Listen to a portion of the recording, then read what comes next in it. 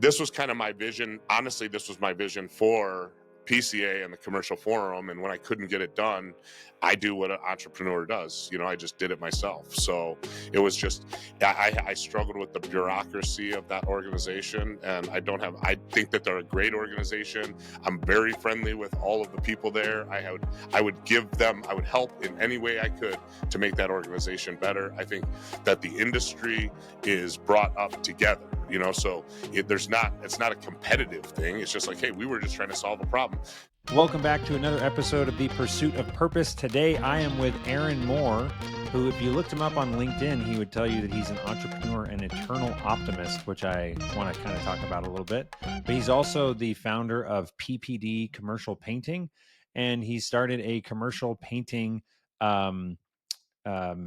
why am I spacing on it? Association for commercial painting. So we're going to be talking a little bit about his expansion, this new association, and also the power of peer groups in today's conversation. But first of all, Aaron, thank you so much for taking the time to come on and chat. Of course, Chris. It's going to be fun. It's the first time in a long time I've been on the other side of the podcast table, so it'll be nice to answer some questions instead of asking all the questions. That's I'll awesome. try to refrain from asking you a bunch of questions in return. I know the feeling. So what is your podcast, first of all? So we have the Commercial Painting Podcast. David Chisholm and I host a podcast just related specifically to commercial painting, people in the industry, people that touch the industry. It's kind of obviously a niche thing, but yeah, it kind of ties in well with the other stuff that I've been involved with. So we started it about a year ago, and it's been going good. A couple episodes a month, and I think we've up to 25 episodes or so. So it's been fun learning as we go. That's awesome. How David Chisholm, we've crossed paths back in the day. I was marketing director at Webfoot, and he was assisting with marketing because he's still running ADC. I think is the name of it, right? Creation, yeah. How did you guys meet? So we've known each other for a number of years. We met, when we were basically kids through PDCA. And that's, he was working with his dad's business, Chisholm Brothers Painting in San Diego, which he's now purchased and oversees that as well. So we've known each other for a long time, just kind of crossing paths. We're always at the same stages of life, at least from age perspective. So we came up as kind of the young guys, and I guess I still think I'm one of the young guys, but it's dwindling quickly. And if you look at the makeup of PCA these days, I'm a dinosaur. Man, I have to tell you. So this is I have ADD. So I'm always like, oh, this is too. I can't not tell the story. But I've been learning how to swim. So I'm going to the swim center in town, and I'm basically there with a bunch of 70 and 80-year-old women. It feels like, and then there's a couple like 50, 60-year-old guys, and we're in there, and this one lady or a guy that was there said, "You should guess how old this lady is." And she looked like she's probably in her 70s. So I was like, 69. And she was like, I'm 84. I was like, wow. Okay. So that's all right. And then she was like, how old are you? And I was like, you have to guess. And she goes, well, I have a daughter that's 49. And I was like, I don't know where this is going. And then the guy just goes 39. And I was just like, oh, like, I'm 34. But I feel like I'm in my mid 20s, right. So the guess of 39, practically 40. I was talking to my wife about how this is like assuming that this guy was like trying to make me feel good and like give a lowball number. That means he actually thought I was mid 40s. Right. So I was like, are you? So anyways, that's talking about age. I have a similar story, and it's very fast. I was taking my daughter into the grocery store, and when she was, I don't know, 4, we're holding hands, and this old guy walking out goes, hey, tell Papa to get you some ice cream in there. And I'm like, it's my daughter. I was 41 years old. I'm like, I look old enough to be your grandfather. I'm like, I got to stop stressing out so much, I guess. Yeah, exactly. So age is just it's a real thing. It's a burden for all of us, but let's get into the reason I had you on today, obviously Boolean, we specialize in automating all the back office processes specifically for residential and commercial painting companies. So I love connecting with other painters, people that are scaling and growing and ambitious. And so give us like the background on Aaron Moore and PPD painting.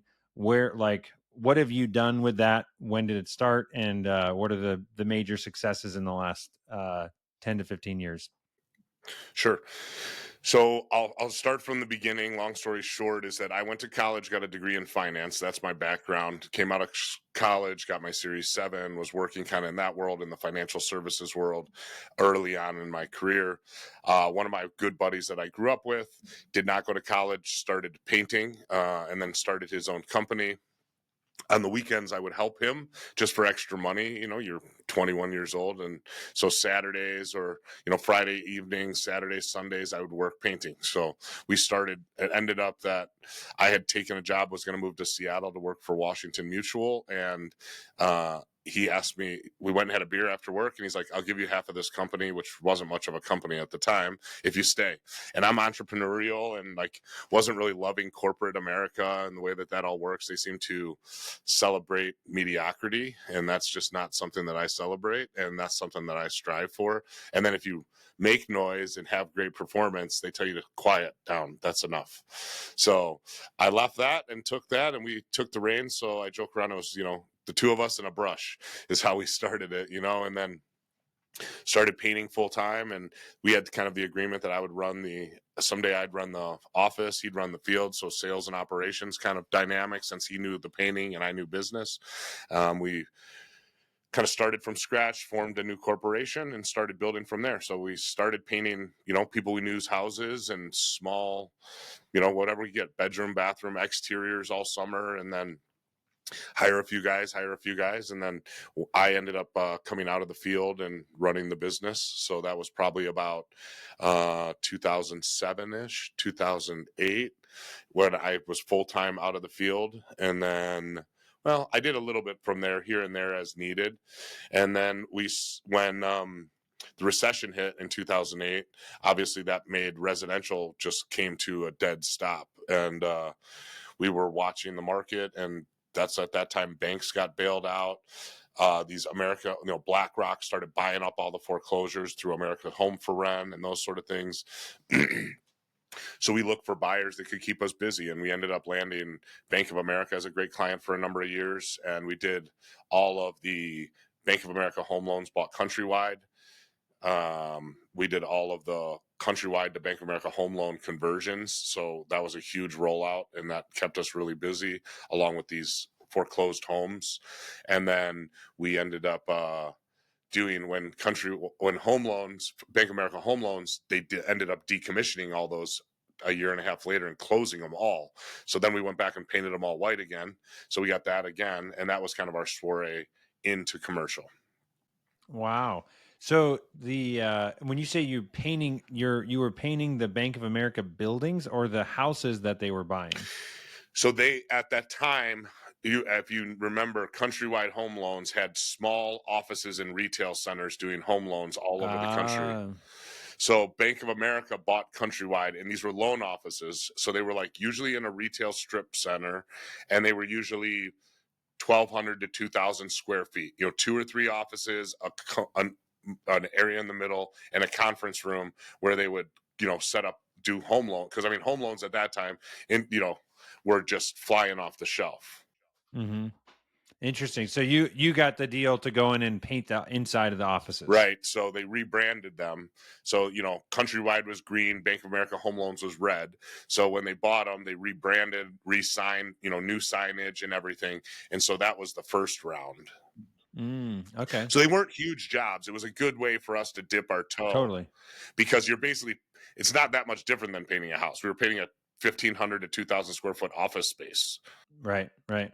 That's so, and I always think it's interesting in the trajectory of any business. Oftentimes you have like a good chunk of years where your revenue might be growing, but it's like you're just chipping away and more or less the same as the year before, maybe 5% or growth, whatever. But there's generally like a pivot where something changes in the business and the growth increases drastically compared to what it was. Is that true for you guys, or have you guys been at a slow, steady climb since the beginning? I can pinpoint it to exactly how we did it. So the main thing as far as to be able to get that trajectory that you're talking about, instead of it be slow, you have to have the ability to have leverage, right? So to take on these jobs, so Bank of America paid in 90 days.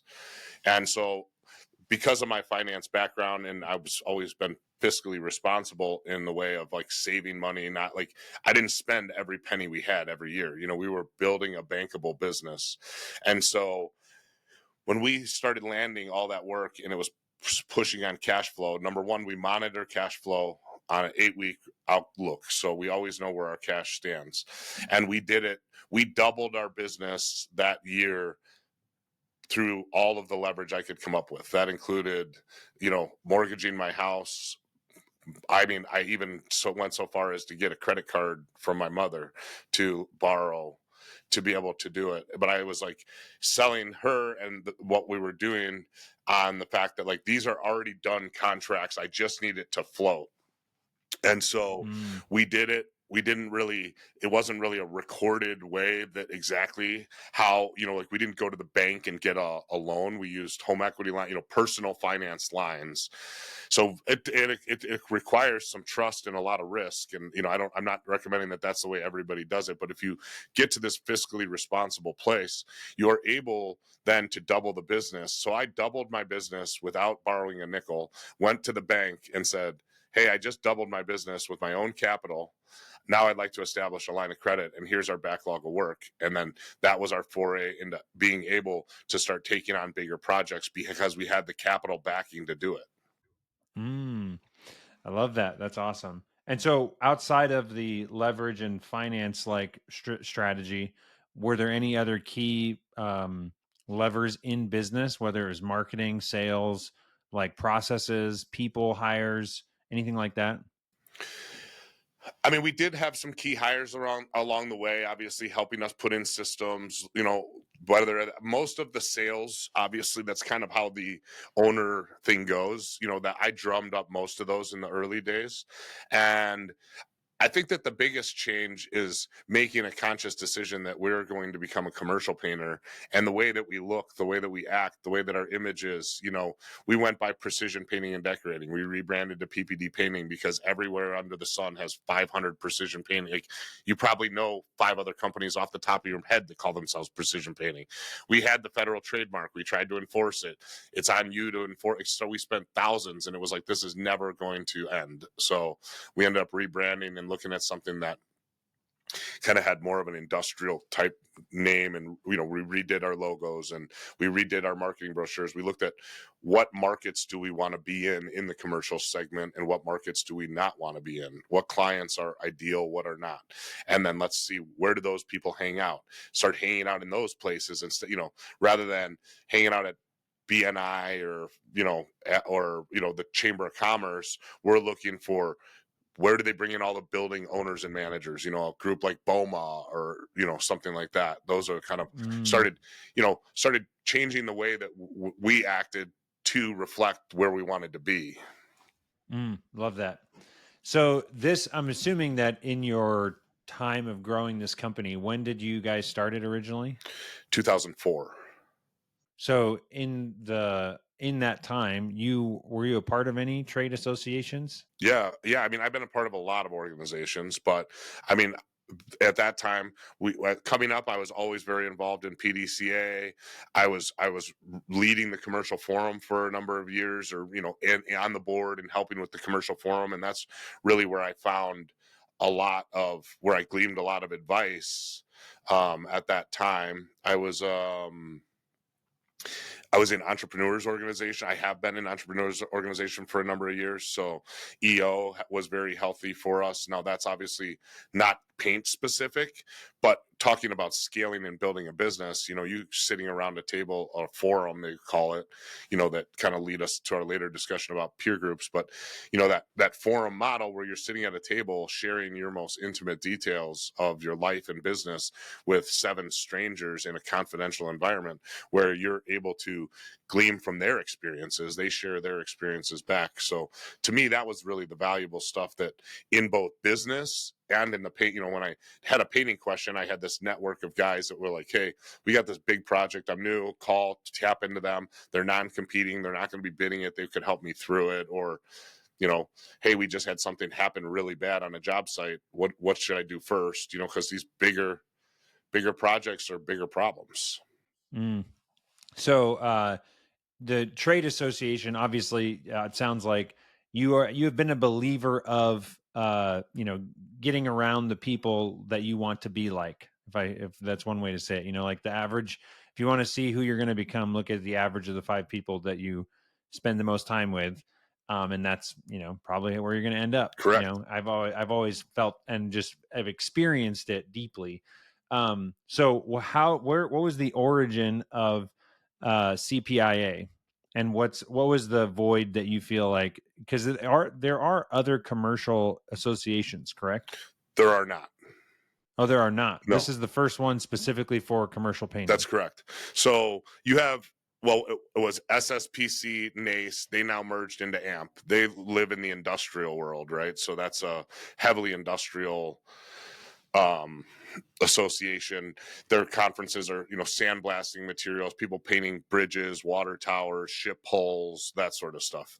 So, and then And now, a quick word from our sponsor, which is Boolean Review. Boolean is a review software that my wife and I own, and we sell this software to home service businesses. So I know there are many different people that listen to this podcast, but if you know someone, an electrician, an HVAC business, a painting company, maybe a coffee stand, someone that is providing service to customers and get found online by customers, we would love to talk to them. This is a review software that is the highest converting review software in the home service space in particular. And if you're wondering what that means, if you have 100 clients in your business, the typical business gets between 1 to 2% of those customers. So for every 100, they would get 1 person or 2 people to leave them a review on Google.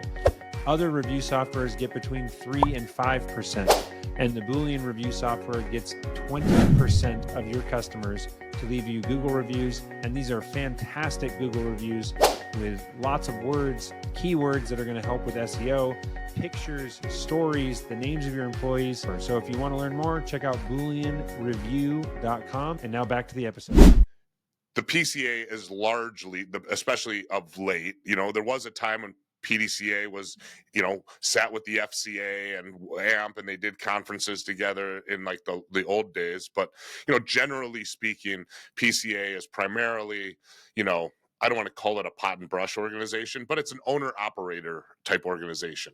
You have a lot of people in the residential repaint or kind of in that sector of them and less than 10 employees.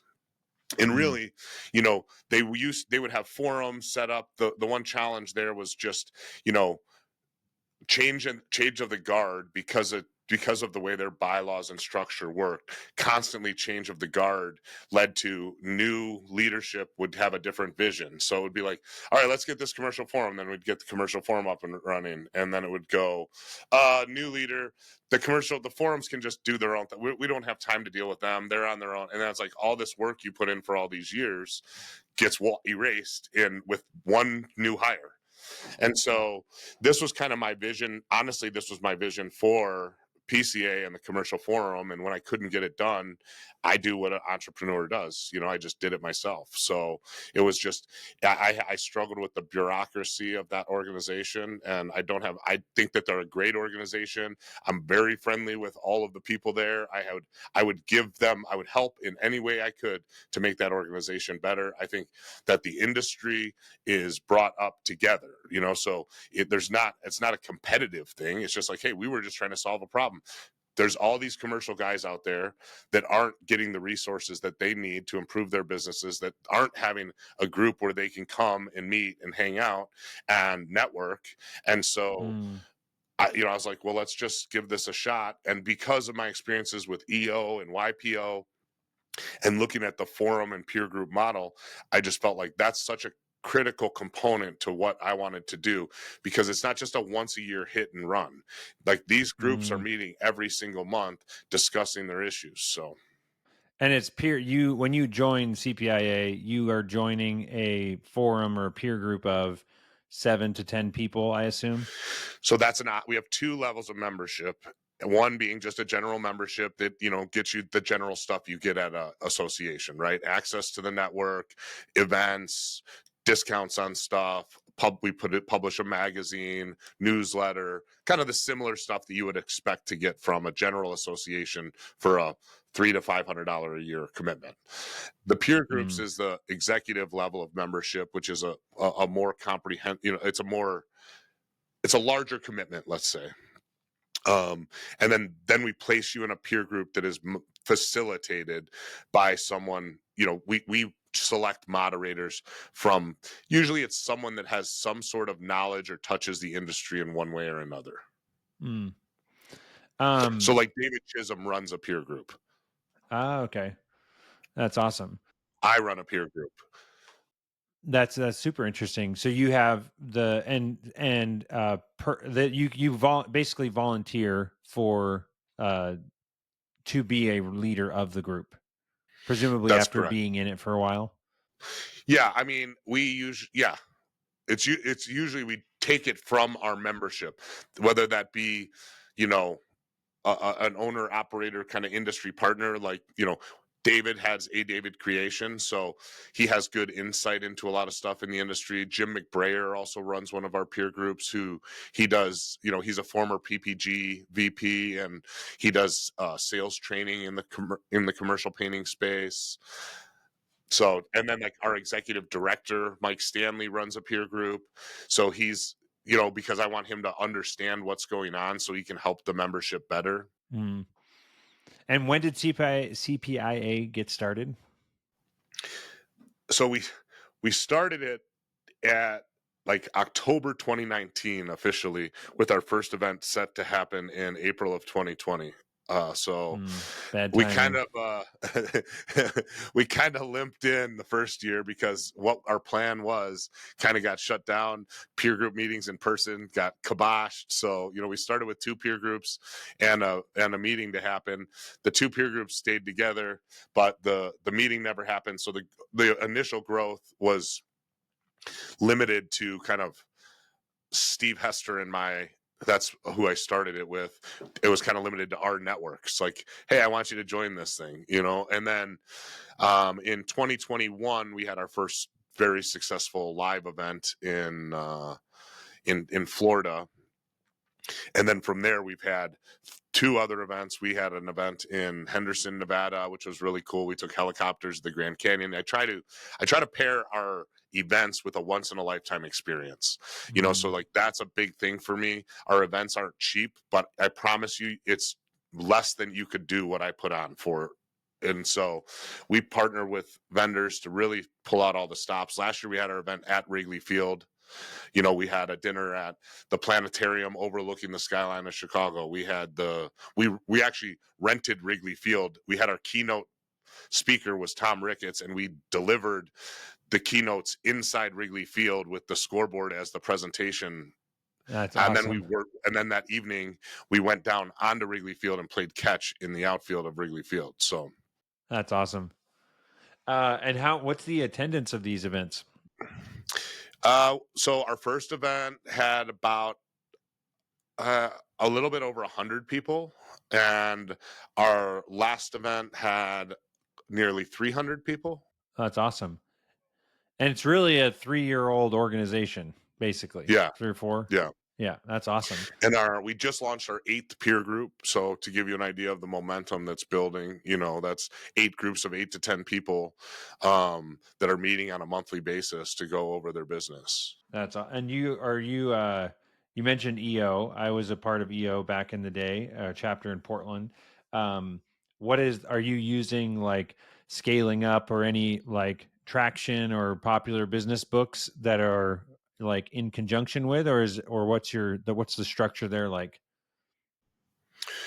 So since you're familiar, the structure of the meetings is similar to the YPO forum model, right? So it has the update process where we're trying to, get updates from people. We do use some of the same concepts that YPO and EO teach, with like the 5% and stuff that you would be familiar with, and confidentiality and that sort of thing. So meetings usually, we have a couple recommended optional update forms that we let people use, but then peer groups over time have opted to alter their updates form. It's kind of just like in EO, you could end up on a retreat with and as a group, you decide, hey, let's change up the update form for the next year and see how this goes. So there's nothing like carved in stone. You have to do it this way.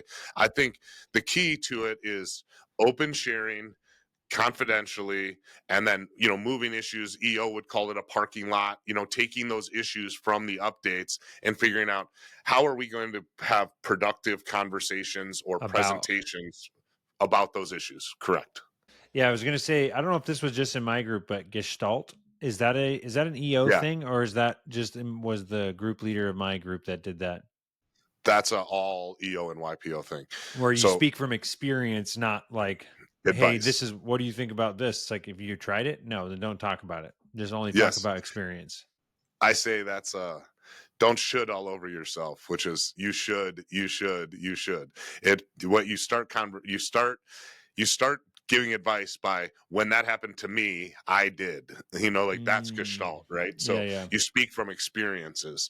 So like if you tell me, my general manager just left my business and I'm not sure what I'm going to do, it's my key role, I would tell you about the time my general manager left and what I did, not what you should do, Mm. because that I think that is much more beneficial. So I'm not saying that people don't ever give advice, but I'm saying the best practice is to share from experience. Yeah, and honestly, it's like the number of times, if you've been in small groups, the I think small groups can spiral out of control quickly when people are really just theorizing, or like they're just coming up with things that sound interesting, and it's like that is not helpful, not as helpful as, even if it's like a parallel, like you said, your general manager quit. Like, I've never had that happen, but one time we had a major client leave, and we this was the discussions that we had, or the things we talked about.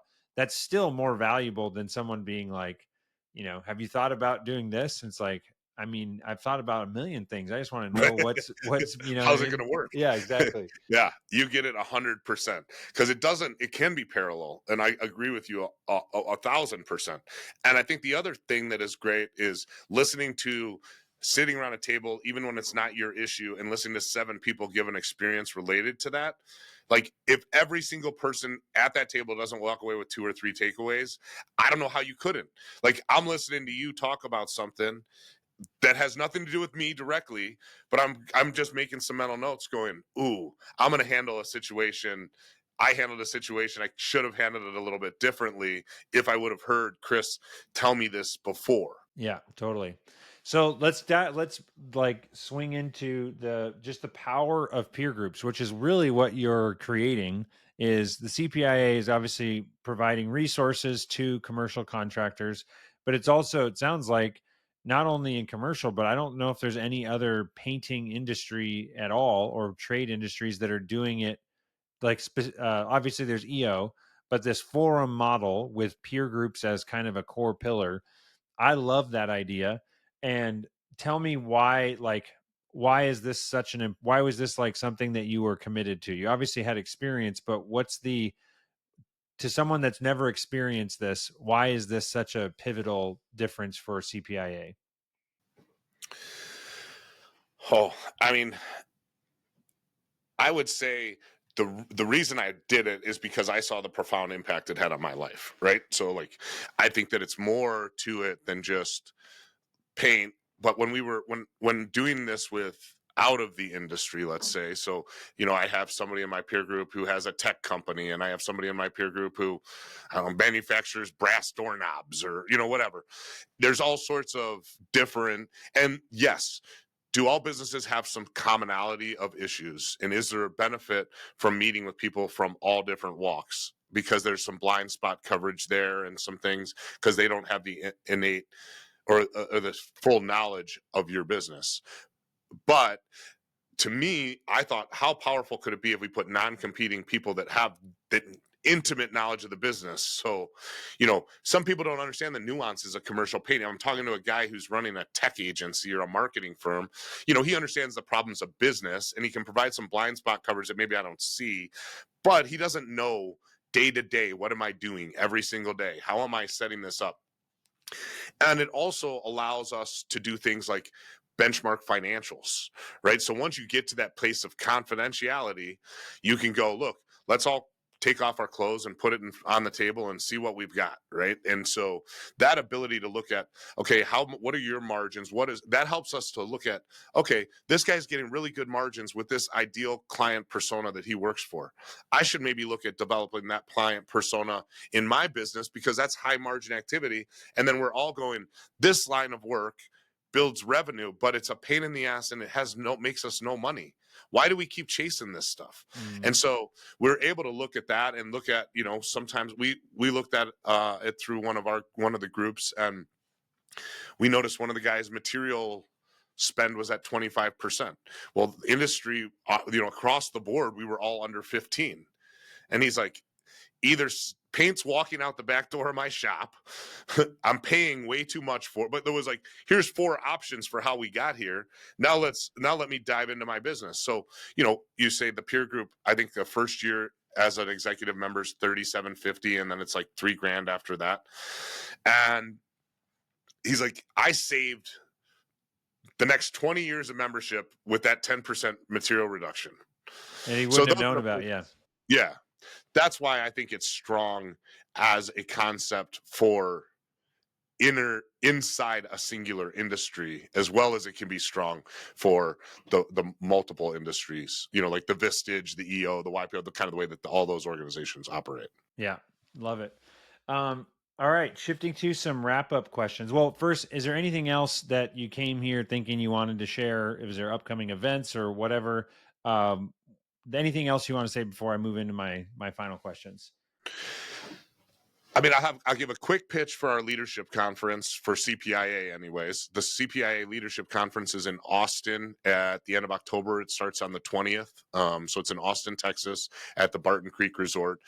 We do have we introduced a new track that I'm excited about. So I don't know exactly your audience's level of commercial painting or residential painting size wise, but we started this emerging leaders program this year. So we have a defined curriculum for people that are under $1.5 million in revenue total and $1 million in commercial revenue. So, these are guys that are kind of in commercial, but haven't maybe bridged the gap, or residential painters going, hey, I want to get into commercial. So we created an 8-course curriculum that we'll go through. So they'll be in a specific curriculum. It has a specific facilitator and go through. So, because some of the stuff that we if you come to the conference, they're like, oh, well, I don't have 20 office. This is just way too much for me. So this is a way that we wanted to give back. We've been hearing from people like, oh, this organization is just for the big guys. It's all the big guys. Yes, we do have the big guys because, like you said, I wanted to put people in the room that I want to be like.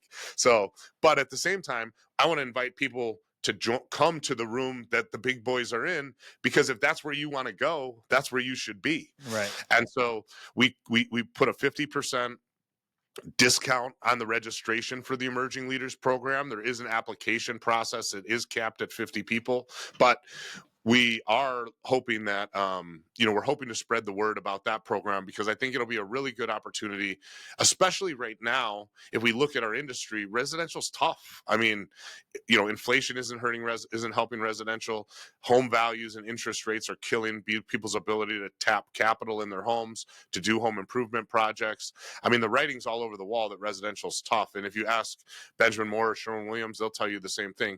And commercial's still chugging along. So, at the very least, you owe it to your business to have some amount of diversity. And so I think it's kind of a no-brainer. 50% off the registration. You come to the conference, you learn how to bridge that gap into commercial and or expand the commercial business that you have.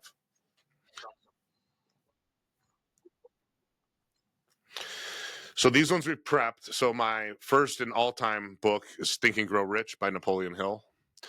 And then How to Win Friends and Influence People by Dale Carnegie. Those are kind of my two go back and reread every year books. I know that they're kind of cliche, but that's just where it is. And I don't think a ton of people read Think and Grow Rich. It's from the 30s.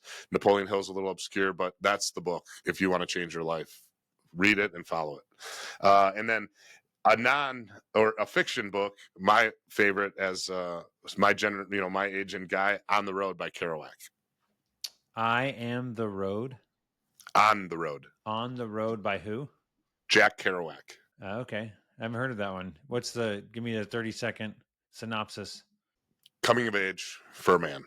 That's awesome. And he's a beat author. He's a beat author, if that helps. A beat author. I don't know what that means. Yeah, like the Beatniks, William S. Burroughs, Hunter S. Thompson. Okay. Jack Kerouac is one of those guys. Okay. And movie suggestion. I'm not a huge movie buff, but one of my favorite movies is a movie called True Romance. And that was an obscure Quentin Tarantino movie with a lot of famous people: Dennis Quaid, Christian Slater, Val Kilmer, Branson Pickett. It's a pretty crazy one. And this is from 93? That is, yeah, from 93 probably. I was going to say, I always ask, because I'm in the similar boat of I don't have a ton of time to watch movies, but I love this is another one I'm like, oh, I've never heard of this. But it's on IMDb, I always look up what's the rating of the movie to see if it's worth watching. And if it's below a 7.3, I would say don't watch it. This is a 7.9, so that's fantastic. So it got just good enough to be worth watching. Exactly, yeah. But I mean, it's set a high, anything above 7.3. Sorry, go ahead. Drugs and violence and murder, and yeah, it's what you would expect. So if there's children watching, I'm not recommending that for them. Totally. And what's your preferred method of contact for people to reach out and get in touch? So 2 easy ways. I mean, obviously LinkedIn is easy. My name is very easy. Aaron, Aaron, Moore, Moore. You can find me on LinkedIn. And then my email is Aaron, my first name, at PPD, like my company, Peter David Painting.com. So Aaron at PPDpainting.com. Awesome. Well, Aaron, I appreciate you coming on today and taking the time to share some wisdom. And for any painters, commercial painters, or people looking to get into commercial, check out CPIA. And give me the dates of that conference one more time. It is October 20th, and I believe it ends on the 23rd. Awesome. So Sunday night is the kickoff, and you can find any information about that at thecpia.com. Awesome. Well, thank you so much, Aaron, and we will be in touch. We'll talk to you again soon. For sure. Thanks, Chris. Thank you so much for listening. My name is Chris Kiefer, and my mission is to champion the relentless pursuit of purpose. And what that means to me is to be an example, a champion, someone that is in the trenches, working and showing and winning and trying and failing in how to pursue a deeper and more meaningful life with the people that I love, with my kids, with my friends, with our family, and also just be a champion and example of entrepreneurship and following my passion and doing what I believe I'm called to on this earth. And so if that inspires you in some way, please share this episode. If you want, like, subscribe, share, whatever, do all the stuff. It means the world to me to get this message and get these guests that I have out there. And if you're interested in any of the book recommendations or looking up other episodes of the movie list, you can visit my website, chriskiefer.com, for all the details on the show. And also check out the Boolean review software, as well as the Boolean automation consulting company that I own for home service businesses. So thank you so much, and we'll see you on the next episode.